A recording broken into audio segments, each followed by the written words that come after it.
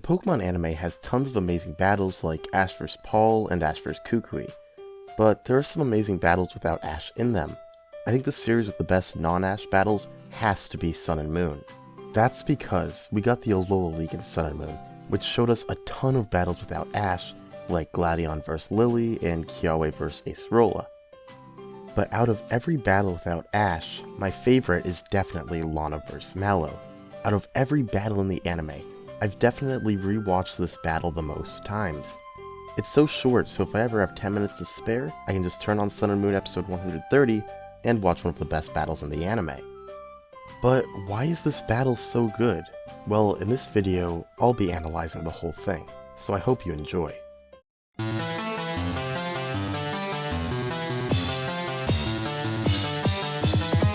So first, I want to address a criticism of this battle and the Alola League as a whole, and that's that this battle is a 1v1 as opposed to your typical 3v3, and honestly, I see no reason for this battle to be any longer.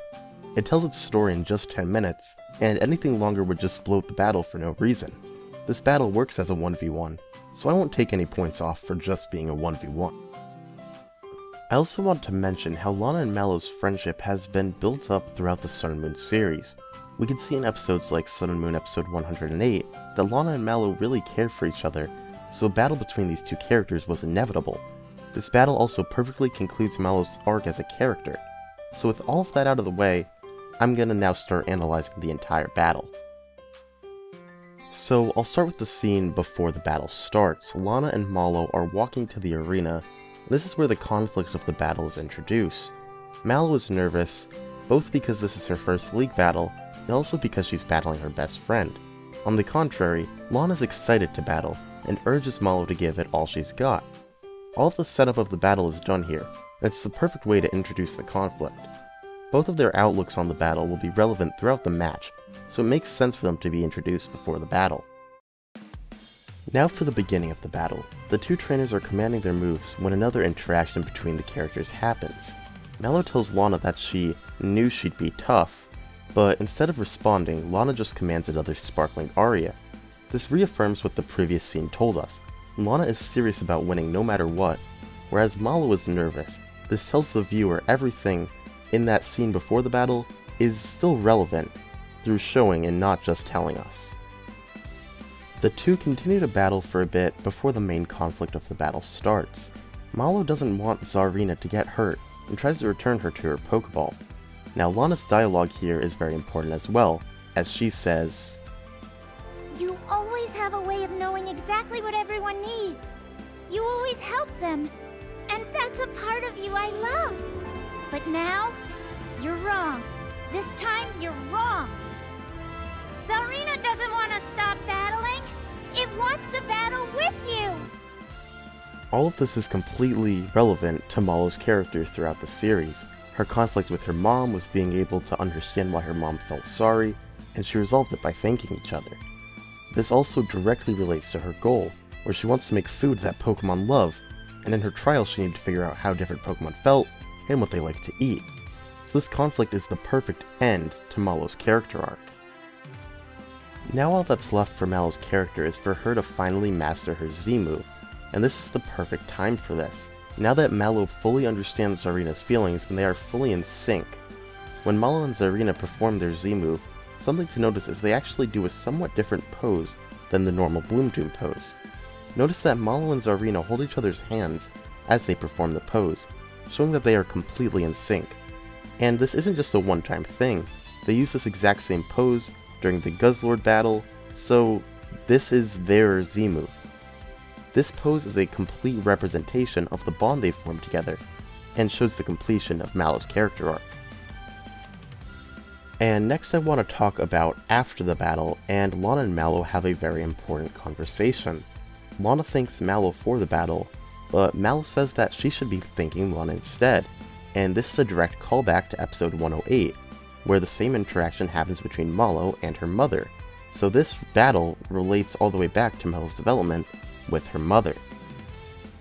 So the next thing I want to analyze is the song Your Adventure. This is the last opening theme of the Sun and Moon anime, and it plays as an insert song during this battle.